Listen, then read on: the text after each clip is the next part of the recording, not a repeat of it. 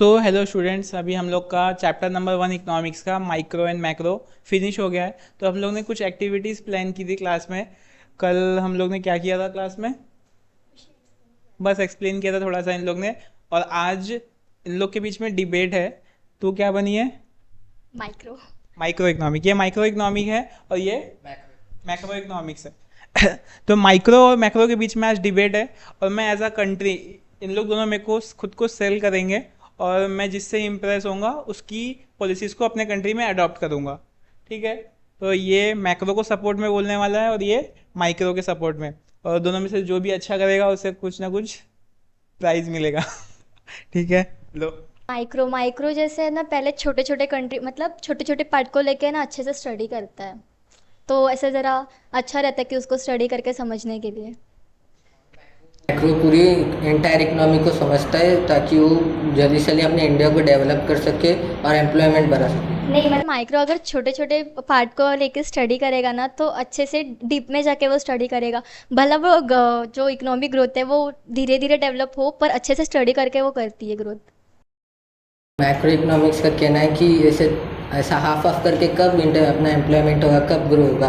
तो जितने साथ में लेके एंटायर इकोनॉमी को पढ़ेंगे तो उतना अच्छा होगा। नहीं मतलब माइक्रो इकोनॉमिक में जैसे वो टॉपिक है ना, स्लाइसिंग मेथड, जैसे पूरे मतलब मार्केट को हाफ कर डिवाइड करके जैसे स्टडी करता है। तो अगर पूरे को वो स्टडी करेगा तो कुछ ना कुछ थोड़ा तो रह जाएगा। अगर एक एक करके स्टडी करेंगे तो ऐसे मतलब अच्छे से हो जाएगा ना। तो उसे पूरा मिलके कैसे करेंगे? इकोनॉमिक्स कर सकता है क्योंकि नाम ही वो पूरा एंटायर इकोनॉमिक्स को कर सकता है सपोर्ट, तो वो छोड़ेगा कैसे सबको, सबको लेके कर सकता है। अगर डीप में जाके करेंगे तो अच्छे से होगा ना। भला स्लो इकोनॉमिक ग्रोथ होगी पर अच्छे से तो होगी। दूसरा तो ले यार। चलो पॉलिसी मेकिंग की बात करते हैं। मैक्रो इकोनॉमिक्स बड़ी से बड़ी पॉलिसी देता है, जैसे कि बजट, इंटरेस्ट रेट चेंजेस को, मतलब गवर्नमेंट पॉलिसी को समझ के पढ़ता है और इंडिकेट करता है, उसके इंडिकेट पे बेस्ड होती है। जैसे कि एग्जांपल आरबीआई ने इंटरेस्ट रेट 6.5% तक रखा, तो इन्फ्लेशन कंट्रोल ये माइक्रो इकोनॉमिक पॉलिसी है। मतलब माइक्रो माइक्रो इकोनॉमिक है वो भी तो, जैसे स्कोप में भी तो है। जैसे theory of journal price level and inflation, वो भी तो इन्फ्लेशन को ऐसे कंट्रोल करती है। मतलब जैसे देख, तीन चीज़ रहती, इंडस्ट्री, एजुकेशन और टेक्नोलॉजी, उसमें भी माइक्रो इकोनॉमिक ध्यान देती है। अगर और तू इन्फ्लेशन के बारे में बोला तो इन चीज़ों पे भी माइक्रो ना ध्यान देती है कि इन्फ्लेशन ज़्यादा बढ़े ना। तो इसमें भी हेल्प होता है माइक्रो का। मैक्रो इकोनॉमिक्स बेरोजगारी कम करने और पैसे सब तक पहुंचाने की स्ट्रैटेजी बनाता है। तो ये माइक्रो इकोनॉमिक्स का ये एक बड़ा पॉइंट है जो सबको, मतलब गरीबों से आता है, वो सब पैसे कमा सके, मतलब उनके पास पैसे पहुंच सके, उन लोग भी कुछ खा सके। जैसे सरकार ने एक हाईवे बनाने के लिए प्रोजेक्ट शुरू किया, अभी हाईवे बनाया तो इसमें सब वेजर्स काम करेंगे, उनको वेजेस मिलेगा, तो उनको जॉब क्रिएट हुई। और जो जो गवर्नमेंट ने ब्रिज बनाया, तो मतलब जो बोलते हैं ना, अभी जैसे बिल्डर ऐसा बिल्डिंग बनाता है, वैसे जो ब्रिज बनाते हैं उनको भी इनकम मिल सकती है। तो ये माइक्रो इकोनॉमिक्स से सबको ध्यान रखते हैं। माइक्रो इकोनॉमिक में तो स्कोप में ये भी तो, ये theory of income and employment, उसमें हम लोग का माइक्रो मतलब बिजनेस है ना, क्रिएट करता है। जैसे अगर बिजनेसमैन जितना इन्वेस्ट करेगा बिजनेस में उतनी जॉब क्रिएट होगी, फिर जितने अनएम्प्लॉयमेंट रहेंगे वो एम्प्लॉय मतलब हो जाएंगे, उन लोग को भी जॉब मिलेगा। तो हम लोग के भी इसमें भी ऐसे ग्रोथ होता है, बिजनेस इन्वेस्ट करता है पैसा ये। अभी देखते हैं इकोनॉमिक्स कितने लॉन्ग टर्म तक ग्रोथ प्लानिंग कर सकता है। देश का फ्यूचर सिक्योर करने के लिए मैक्रो इकोनॉमिक्स इंफ्रास्ट्रक्चर, मतलब बड़ी बड़ी बिल्डिंग, टेक्नोलॉजी और इन्वेस्टमेंट पर फोकस करता है। जैसे गति शक्ति एग्जाम्पल, जैसे गति शक्ति योजना जैसे बड़े प्रोजेक्ट देश की लॉन्ग टर्म ग्रोथ के लिए होते हैं। मतलब स्पेशली प्रोडक्ट इनमें जो रिसोर्सेस है उसको यूज़ करके हम लोग प्रोड्यूस, मतलब वो प्रोडक्ट यूज़ कर ये प्रोड्यूस करते हैं, ऐसा कुछ। हाँ तो ठीक है, रिसर्च से प्रोड्यूस करने से अपना इंडिया एम्प्लॉयमेंट हो सकता है, मतलब माइक्रो इकोनॉमिक्स का कहना है। तो मैक्रो भी मतलब अभी समझो अगर बना है, अभी रिसोर्सेज से जो हम सामान बना रहे हैं वो सामान बनाने से ख़राब भी हो सकता है। जो बाहर के कंट्री वाले वो तो मतलब उनके पास ज़्यादा नॉलेज रहता है एज़ कम्पेयर टू इंडिया, तो वो ज़्यादा इंडिया एक्सपोर्ट कर सकते हो, अपनी ग्लोबलाइजेशन अच्छे कर सकते हो। नहीं मतलब सामान तो नहीं खराब होगा। अगर जैसे देख, अगर तुझे अभी पेंसिल मतलब अभी रेनी सीजन चालू है, तो रेनी सीजन में जो प्रोडक्ट वो बनाएंगे तो तभी वैसा सेल होगा ना, तो खराब तो नहीं हो सकता। जो अभी चालू है वही स्टॉक अगर हम लोग प्रोड्यूस करके सेल करेंगे तो वो सामान कैसे खराब होगा। अगर बात हुई वो बाहर के देश, बाहर मतलब फॉरेन ट्रेड ऐसे इधर आते, तो फॉरेन ट्रेड अगर आएंगे इधर तो मतलब हम लोग के गवर्नमेंट ने भी ऐसा लगा अगर बाहर के लोग इधर आ रहे हैं तो उन लोग के ऊपर भी ऐसा टैक्स लगता है कि हम लोग का बिजनेस कम ना हो, तो वो भी कम नहीं हो सकता। तो बाहर के आते हैं तो उन लोग को भी टैक्स लगता है।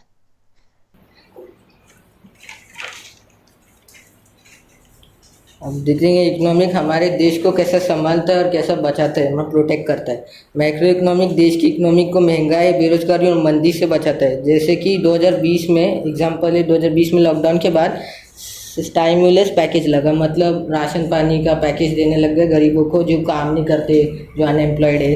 तो अनाउंस हुआ, तो ये मैक्रो इकोनॉमिक स्टेबिलिटी का काम करता है, स्टेबिलिटी। माइक्रो इकोनॉमिक जैसे मतलब वो भी हेल्प करता है। मतलब अगर जो रिच रिच बोल रही हूँ, पुअर लोग हैं, अगर गवर्नमेंट ने बिजनेसमैन को मतलब ऐसे ज़्यादा पैसा दिया, फिर वो लोग भी इन्वेस्ट करेंगे, तो उन लोग ने इन्वेस्ट किया तो जो पुअर लोग हैं तो उन लोग को भी जॉब, मतलब जॉब क्रिएट होगी तो उन लोग को भी जॉब मिलेगा। तो वो गवर्नमेंट और लोग और माइक्रो इन लोग को मतलब ये भी चीज़ को हेल्प करता है कि पुअर लोग ज़्यादा ये नहीं हो, क्योंकि उन लोग को भी मतलब पैसा चाहिए रहता है, स्टैंडर्ड ऑफ लिविंग उन लोग का भी रहता है। तो माइक्रो इसमें भी हेल्प करता है। इन्वेस्टमेंट से बेरोजगारी बचा सकती है, महंगाई कैसे बचाएं? पर माइक्रो तो वो भी कंट्रोल करता है ना, इन्फ्लेशन बढ़े ना, वो भी तो कंट्रोल करता है। Theory of journal price level and inflation पे।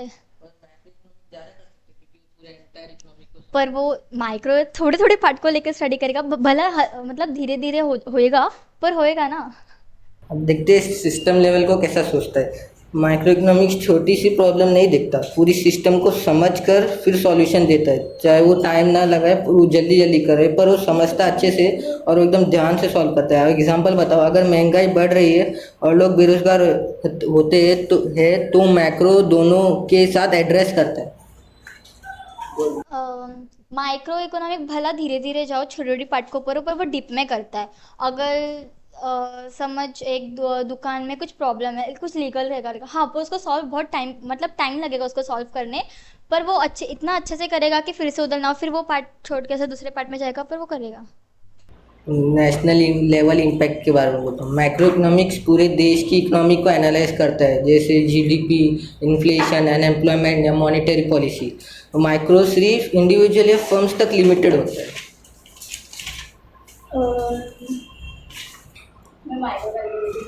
हाँ प्राइस नहीं, हम लोग प्राइस चाहिए। जैसे किसी भी चीज़ का प्राइस डिसाइड करते हैं, मतलब प्राइस डिसाइड कैसे हो, अगर तेरे मतलब जैसे एक पेंसिल है, अगर वो 5 रुपये में मिलती है, अगर कोई आके बोलेगा 500 में मिलती है, तो नहीं वैसा नहीं। तो हम लोग मतलब ऐसे डिसाइड होता है ना कि हाँ ये 5 रुपये की पेंसिल है तो ये हो सकती है। तो हम लोग में ऐसे प्राइस थेरी भी है कि हाँ लोग ऐसे ले भी सकते हैं, पता है कि ये ज़्यादा प्राइस नहीं है इसका। तो पेन तो सस्ता ही आता है, बट माइक्रो इकोनॉमिक्स प्राइस को मतलब ऊपर नीचे करता है। पर माइक्रो इकोनॉमिक्स ये दिखता है कि जिसके पास पैसा नहीं उन तक पैसा पहुँचे, उनके पास पैसा नहीं रहेगा ये सब भी नहीं खरीद पाएंगे। तो प्राइस का डिटर्मिनेशन करके क्या फायदा? गवर्नमेंट है वो अनएम्प्लॉयड मतलब ऐसे वो लोगों को जॉब क्रिएट करके भी जॉब दे सकती है, तो फिर उन लोग को जॉब मिलेगा तो वो इतना तो ऐसे मतलब ले सकते हैं। अच्छा, क्या बताऊँ मैं? सर पंच लाइन से बताता हूँ। मैक्रो सिर्फ एक दुकान देखता है, पर मैक्रो पूरा बाजार दिलाता है। माइक्रो बताता है क्या खरीदना है, मैक्रो डिसाइड करता है पैसा किसके पास होगा। माइक्रो सिर्फ कंपटीशन देखता है, मैक्रो पूरा सिस्टम बनाना जानता है। अगर तुम्हें नौकरी चाहिए, महंगाई कम चाहिए और देश को ग्रोथ चाहिए, तो जवाब सिर्फ माइक्रो इकोनॉमिक्स के पास। ये बात है कि जवाब नहीं लाओ, जगह तो मुझे भी आने की थोड़ी सी। तो देखो हम लोगों ने चैप्टर जब पढ़ना शुरू किया था तब हम लोग ने माइक्रो मैक्रो कंपेयर करते हुए ही हर टॉपिक पढ़ा, इसके इंपॉर्टेंस उसके इंपॉर्टेंस, इसके फीचर उसके फीचर। लेकिन at the end of the story मैंने क्या बताया था कि माइक्रो और मैक्रो कोई कंपैरिजन नहीं है, क्योंकि माइक्रो भी जरूरी है, मैक्रो भी जरूरी है। तो माइक्रो और मैक्रो का दोनों कंपेरिजन करना है, कोई बहुत लॉजिकल टॉपिक नहीं था। बट मेरा मन ये था कि तुम लोग इस पर और रिसर्च करो, माइक्रो के बारे में, मैक्रो के बारे में, चैट जीपीटी का यूज़ करो, एआई यूज़ करो, रिसर्च करो, ताकि तुम्हारे पास एग्जाम में लिखने के लिए एग्जाम्पल्स हो, पॉइंट्स हो, टॉपिक हो, जो तुम बुक से बाहर से भी लिख सको। तुम्हारे दिमाग में कहीं ना कहीं ये बातें रह जाएगी जो एग्जाम में तुम्हें हेल्प करेगी, और तुम्हारा कॉन्फिडेंस बढ़ेगा ऐसे डिबेट करने से, बोलने से। तो तुम दोनों ही मेरे लिए विनर हो, ये दोनों ने अच्छे से पार्टिसिपेट किया, और जमीन ने प्रॉपर रिसर्च करके आया था तो इसके लिए उसको एक्स्ट्रा मार्क्स मिलता है, और उसने कॉन्फिडेंटली ज़्यादा पॉइंट्स बोले हैं, ज़्यादा अच्छे से, कॉन्फिडेंस अच्छा था, बट रिसर्च अच्छे नहीं किया था, रिसर्च अच्छे नहीं कर पाई, इसके लिए तुमने अपना आइडिया वो अच्छे से एक्सप्रेस नहीं कर पाई। तो नेक्स्ट टाइम से ध्यान रखना, मैं तुम लोग को एक दिन का टाइम दिया था, हम लोग हर चैप्टर खत्म होने के बाद ऐसा कुछ ना कुछ एक्टिविटी करेंगे कोई ना कोई तरीके से, ताकि तुम लोग उस पर रिसर्च करो, तुम्हें और नॉलेज मिले उसके बारे में, और तुम्हें कहीं ना कहीं एग्जाम में भी हेल्प हो। सो आज का विनर है जमीर। चलो बैठ जाओ।